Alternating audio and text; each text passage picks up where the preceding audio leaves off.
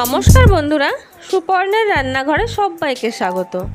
আজকে আমি আপনাদের সঙ্গে শেয়ার করব একটি চিকেন কারির রেসিপি। চলুন তাহলে দেখে নেওয়া যাক আমার আজকের এই চিকেন কারির রেসিপিটি।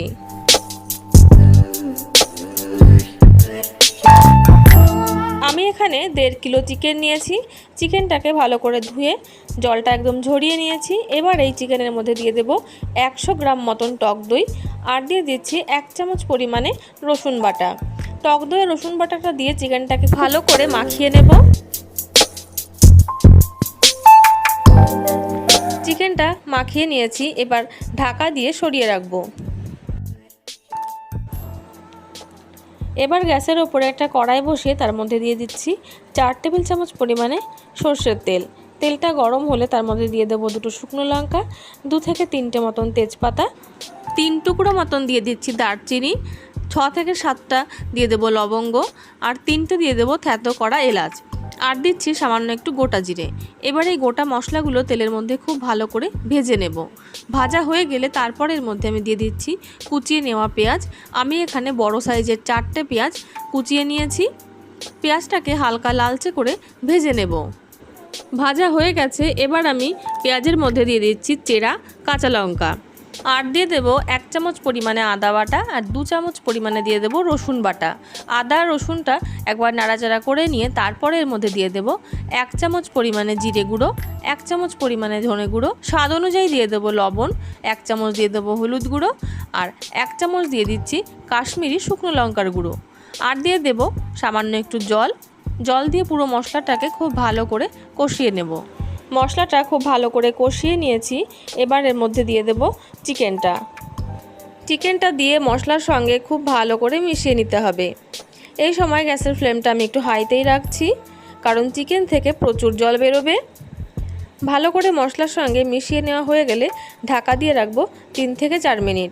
3-4 মিনিট পরে দেখুন চিকেনটা থেকে কিন্তু প্রচুর জল বেরিয়েছে, আর কিন্তু ঢাকা দেওয়ার প্রয়োজন হবে না। এবার এই জলটা শুকিয়ে যাওয়া পর্যন্ত কিন্তু চিকেনটা কষিয়ে নিতে হবে। এবার এর মধ্যে দিয়ে দিচ্ছি আলু। আমি আলুগুলো আগে থেকেই ভেজে রেখেছিলাম। আলুগুলো দিয়ে ভালো করে চিকেনের সঙ্গে মিশিয়ে নেব। আলুটা দিয়ে প্রায় 3 থেকে 4 মিনিট কিন্তু কষিয়ে নিয়েছি। তারপরে এর মধ্যে দিয়ে দিচ্ছি এই রকম গোটা গোটা ছোট পেঁয়াজ। আমি এখানে 10-12টা মতন দিলাম। পেঁয়াজটা দেওয়ার পরে মিডিয়াম ফ্লেমে আরও 2 থেকে 3 মিনিট কষিয়ে নেব। তাতে কিন্তু জলটাও শুকিয়ে যাবে আর পেঁয়াজটা অনেকটাই সেদ্ধ হয়ে যাবে। চিকেনটা এবার কিন্তু কষানো হয়ে গেছে। এবার গ্রেভির জন্য জল দিয়ে দেব। আমি এখানে 2 গ্লাস মতন জল দিলাম। জল দিয়ে গ্যাসের ফ্লেমটা কিন্তু একদম হাই করে দেব। একবার নাড়াচাড়া করে খুব ভালো করে জলের সঙ্গে কিন্তু মিশিয়ে নেব। এবার ফুটিয়ে নেব 10 থেকে 12 মিনিট মতন।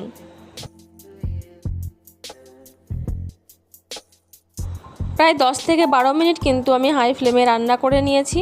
গ্রেভি কিন্তু অনেকটাই কমে গেছে আর ঘনও হয়ে এসেছে।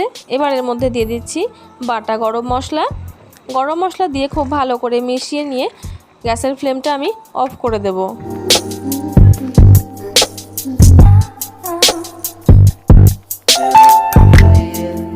তৈরি হয়ে গেছে আমার আজকের recipe simple and tasty chicken কারি।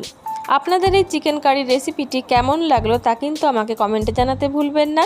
ভালো লাগলে ভিডিওটিকে লাইক এবং আমার চ্যানেলে নতুন বন্ধু হয়ে থাকলে চ্যানেলটিকে সাবস্ক্রাইব করে আমার পাশে থাকার অনুরোধ রইল। চলে আসবো অন্য কোনো নতুন রেসিপি নিয়ে আপনাদের সামনে। ততক্ষণের জন্য নমস্কার। সবাই ভালো থাকবেন, সুস্থ থাকবেন।